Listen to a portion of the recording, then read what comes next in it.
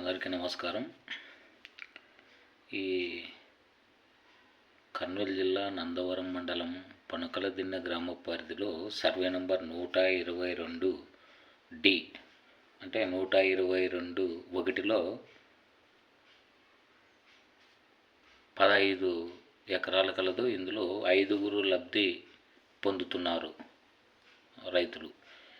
ఈ 5గురు పొందుతున్నటువంటి ఈ 122(1) అంటే ప్రస్తుతం సబ్ డివిజన్ ఆధారంగా 122(1Dకి సంబంధించి ఎన్ గోపాల్ రెడ్డి సన్న పెద్దిరెడ్డి గారికి తహసీల్దార్ కార్యాలయం తరపున గ్రామ సర్వేర్ గారు నోటీసులు అందించడం జరిగింది. ఈ నోటీసులు ఏదంటే శేషభాష సన్న జాఫర్ బాషా గారు తన పొలం 122(2)లో భూమి ఉందంట. దాని ఆధారంగా 122(1)లో ఉన్నటువంటి 5గురికి నోటీసులు ఇవ్వడం జరిగింది. ఇక్కడ గమ్మత్తు అయినటువంటి విషయం ఏంటంటే 122(1)లో ఉన్నటువంటి 15 ఎకరాలలో ఉన్నటువంటి 5గురు రైతులకు నోటీసులు ఇవ్వడం జరిగింది. దేన్ని ఆధారంగా ఇవ్వడం జరిగింది?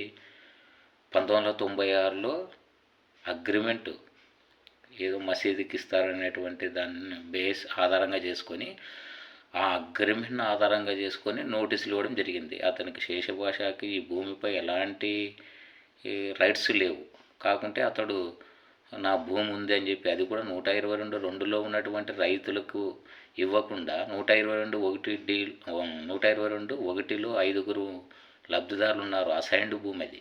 అంటే ప్రభుత్వం ఇచ్చినటువంటి అసైన్డ్ భూమిపై 1996 అగ్రిమెంట్ చూయించి దాని ఆధారంగా నోటీసులు ఇవ్వడం జరిగింది. దీనిపై సమాచార హక్కు చట్టం ఆధారంగా కూడా తిరిగి దరఖాస్తు చేయడం జరిగింది. సమాచార హక్కు చట్టం కింద వారు ఇచ్చినటువంటి అంటే గ్రామ ప్రజలు ఇచ్చినటువంటి అర్జీ, తర్వాత వచ్చేసి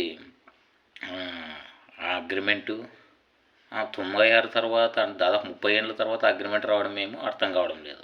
అసలు ఆ సంతకాలు చూస్తే సంతకాలు కూడా మావి కాదు అని లబ్ధిదారులు అంటున్నారు. మరి ఇది నకిలీ కింద వస్తుంది. దీనిపైన CCLA అంటే chief commissioner of land administrative Amaravati వారికి కానీ, తర్వాత కలెక్టర్ గారి పరిధిలో SP కార్యాలయం ఇది చాలా పెద్ద ఇష్యూ అవుతుంది.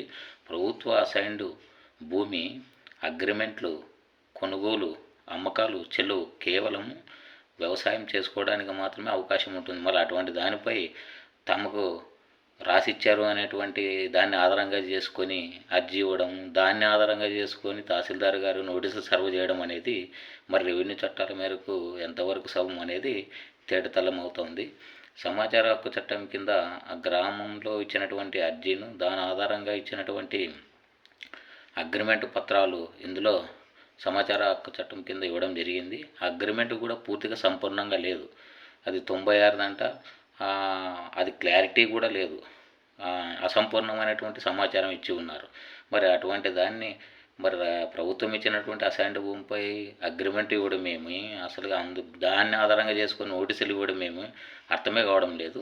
దీనిపైన పూర్వాపరాలు పరిశీలించి విచారణ చేయమని చెప్పి, న్యాయం చేయాలని చెప్పి కలెక్టర్ గారికి, తర్వాత CCLA గారికి దీనిపైన పదే గ్రామ ప్రజల్లో కొంతమంది ఒత్తిడి తీసుకొస్తున్నటువంటి పరిస్థితుల్లో ఈ 5గురు లబ్ధిదారుల్లో ఒకడైనటువంటి ఎన్ గోపాల్ రెడ్డి మీద గతంలో భౌతికంగా ఇబ్బంది పెట్టినటువంటి దాఖలాలు కూడా ఉన్నాయి. మరి ఈ విధంగా పదే చాలా ఇబ్బంది పడుతున్నారు. దాదాపు ఒక 60 మంది సంతకాలు చేసి ఇచ్చి ఉన్నారు. ఈ అసైన్డ్ భూమి ప్రభుత్వం ఇచ్చినటువంటి 3 ఎకరాలు గ్రామంలో వీళ్ళే కాదు చాలా మంది ఉన్నారు. 2.5 ఎకరా 3 ఎకరాలు. మరి వారందరి మీద ఒత్తిడి తీసుకురాకుండా కేవలం వీళ్ళ మీదే ఒత్తిడి తీసుకురావడం అనేది ఎంతవరకు కరెక్ట్ అనేది మరి వారే నిర్ధారించాలి.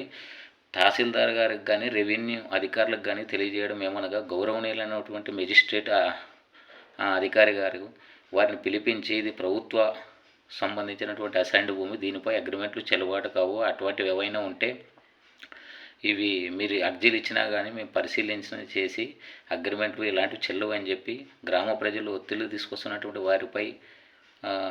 వారికి తెలియపరిచి పదే ఈ విధంగా ఒత్తిళ్లు తీసుకున్నట్లయితే మానసికంగా ప్రాణాలకు సైతం ఇబ్బంది కలిగేటువంటి అంశాలు ఉన్నాయి. ఇప్పుడు అర్జీ ఇచ్చినటువంటి వాళ్ళు సంతకాలు చేసి ఉన్నారు. మరి రేపు ఏదైనా గోపాల్ రెడ్డి కుటుంబానికి హాని కలిగితే బాధ్యులు ఎవరు? అర్జీ ఇచ్చినటువంటి వాళ్ళ మీదే నమోదు చేయవలసి ఉంటుంది. కాబట్టి సమాచార హక్కు చట్టం ద్వారా కూడా ఈ 122 1Dకి సంబంధించి అగ్రిమెంటు ఆధారంగా చేసుకొని వాళ్ళు ఇవ్వడం జరిగింది కదా. ఆ అగ్రిమెంటు కూడా ఏ విధంగా ఉందంటే, సమాచార హక్కు చట్టం ద్వారా సేకరించిన తర్వాత ఇది పూర్తిగా అసలుకి సంపూర్ణంగా లేదు. ఇక్కడ ఉన్నటువంటి సంతకాలు వీళ్ళు కాజావలి, పెద్దయ్య, వేణుగోపాల్ రెడ్డి, నరసింహులు ఈ విధంగా వీళ్ళు రాసిచ్చారంట. అసలుకి వీళ్ళు ఇవ్వడానికి కూడా అధికారం లేదు. ఎందుకంటే సమాచార హక్కు చట్టం కింద అడిగినప్పుడు ఈ 15 ఎకరాలు అసైన్డ్ భూమి కింద చూపించడం జరిగింది. అయినా వీరు అసైన్డ్ భూమిపై ఇటువంటి అగ్రిమెంట్లు కానీ రిజిస్టర్లు కానీ చెల్లుబాటు కావు. కేవలం 15 ఎకరాలకు సంబంధించి దీనిపైన అగ్రిమెంటు ఇవ్వడం జరిగింది. ఈ అగ్రిమెంట్ పైన తదుపరి సమాచార హక్కు చట్టంతో కూడా మరి తహసీల్దార్ కార్యాలయం వారికి కర్నూలు జిల్లా నందవరం మండలం పొనకలదిన్న గ్రామ పరిధిలో సర్వే నంబర్ 122-2కి సంబంధించిన భూమి, తనకు సంబంధించిన భూమి, అర్జీదారుడు శేషుభాష గారికి సంబంధించిన భూమి యొక్క హక్కుపత్రాలకు సంబంధించి అతని రిజిస్టర్ కానీ డీ పట్టా కానీ 1B అడంగల్ వివరాలు అయితే ఇవ్వకుండా సర్వే నంబర్ 122-1కి సంబంధించిన హక్కుదారులపై అర్జీ ఇవ్వడానికి గల కారణాలు. ఈ సర్వే నంబరుపై ఆయనకు గల హక్కులు రెవెన్యూ చట్టాల మేరకు ప్రభుత్వ నియమాలను అనుసరించి సర్వే నంబర్ 122-1కి సంబంధించిన 5 లబ్ధిదారులు మొత్తం విస్తీర్ణం 15 ఎకరాలకు సంబంధించిన అసైన్డ్ భూమి అని తెలియపరిచారు. అనగా ఇది ప్రభుత్వ భూమి. ఇది ప్రభుత్వ భూమి అయినప్పుడు ఈ భూమిపై అగ్రిమెంట్ చెల్లుబాటు అయ్యేటువంటి అవకాశం గల రెవెన్యూ చట్టాల నియమ నిబంధనలు తెలపాలని కూడా సమాచార హక్కు చట్టం కింద కోరడం జరిగింది. ఒక అగ్రిమెంటులో పొందుపరిచిన ప్రభుత్వ అసైన్డ్ భూమి ఇతరులకు అన్యాక్రాంతం చేసినప్పుడు అగ్రిమెంట్ను అర్జీదారుడు భూమిపై హక్కులో భాగంగా అగ్రిమెంటు మీకు సమర్పించినప్పుడు దాన్ని ఆమోదించి దానిపై సంవత్సరాల తరబడి హక్కుదారులుగా ఉన్నటువంటి చిన్నకారు రైతులకు నోటీసులు పంపడానికి గల కారణాలు అడిగాం. అసైన్డ్ భూమికి సంబంధించి అగ్రిమెంట్ పత్రాలు మీరు ఆమోదించడానికి గల కారణాలు. అర్జీదారు 122-2లో ఉన్న రైతులకు నోటీసులు పంపకుండా సర్వే నెంబర్ 122-1లో రైతులకు మాత్రమే పంపడానికి గల కారణాలు. 122 తన భూమి 122-2లో ఉంది అని అంటున్నాడు. అట్టదప్పుడు 122-2లో చాలామంది 8 మంది నుంచి 10 మంది దాకా ఉన్నారు. వాళ్ళకి నోటీసులు ఇవ్వకుండా కేవలం 122-1కి రైతులకు మాత్రమే పంపడానికి గల కారణాలు. 122-Dకి సంబంధించి RSR ప్రకారం డైక్లాట్ నకలు కొరకు సమాచారం ఇవ్వలేదు. మరి ఈ విధంగా పదే ఒత్తిడి తీసుకొస్తున్నటువంటి అక్కడ ఉన్నటువంటి గ్రామ పెద్దలకు రెవెన్యూ అధికారులు తెలియపరిచి ఇది ప్రభుత్వం ఇచ్చినటువంటి అసైన్డ్ భూమి, ఈ విధంగా అగ్రిమెంట్లు కానీ ఆ కుటుంబ